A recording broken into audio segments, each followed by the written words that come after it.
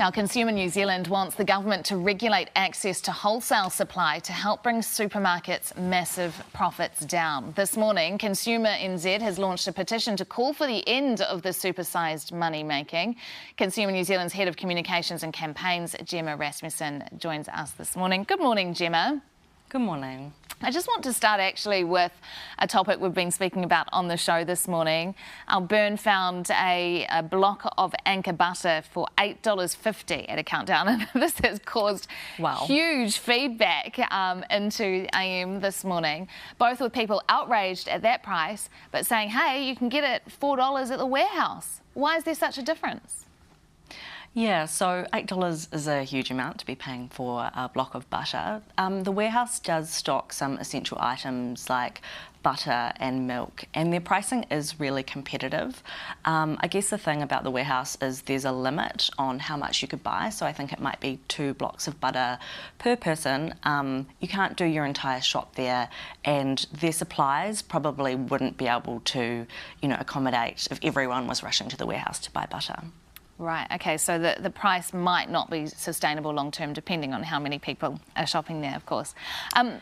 Tell us about the petition that you are launching today. So, in New Zealand we have a duopoly. There's not a lot of competition.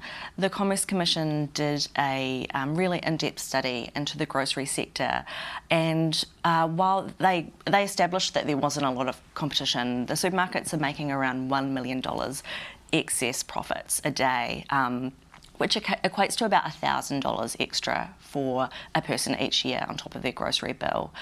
We felt their recommendations didn't really go far enough. What we consider the key to opening up competition in New Zealand is access to wholesale.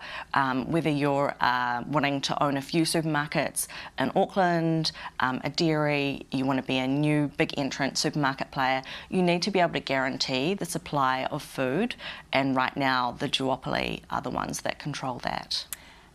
Even if your petition gets hundreds and thousands of signatures, what do you think is the chance that the Minister will actually go over and above what the Commerce Commission has recommended? It's surely unlikely, or they'll be accused of overreach.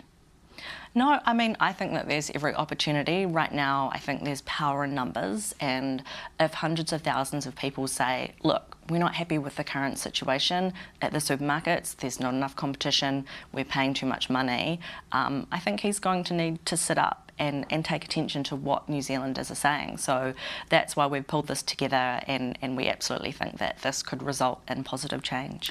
Some of the argument is that, look, this is international pressure coming from the war in Ukraine, from inflation, which is, affecting the international society. But how do we compare, say, to Australia? Yeah, so I think it's undeniable that there are reasons for why the price of food is going up, but what the Commerce Commission established was those profits. So really, to have those profits on top of the high prices that we're paying is a bit of a slap in the face. I'm sure people may have seen recently in the media someone did a shop from overseas, and it was much cheaper. In Australia, the cost of food is a lot cheaper, and the reason is that there's more competition. When the introduction of a third player, Aldi, came in, prices went down a lot. So if you're going to be shopping across the ditch, you're going to find that your weekly supermarket shop is a lot cheaper.